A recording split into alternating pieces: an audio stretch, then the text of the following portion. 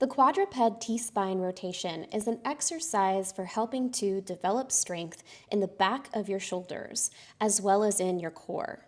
You don't need any equipment to perform this exercise, but you may want to put a yoga mat or an exercise mat on the floor to cushion your knees and hands. Begin on the floor in a tabletop position with your hands underneath your shoulders and your knees underneath your hips and a nice flat back. To begin this exercise, shift your weight over into your left hand and take your right hand up to your temple. Now take a deep breath, and as you exhale, lift your right elbow up towards the ceiling and twist to look up at the ceiling, pressing away from the floor with your left hand. And then return back to the starting position until your back is flat and your shoulders are horizontal to the floor. Continue to repeat twisting to lift your elbow up towards the ceiling and then coming back down. One time up and back down is 1 repetition to one side.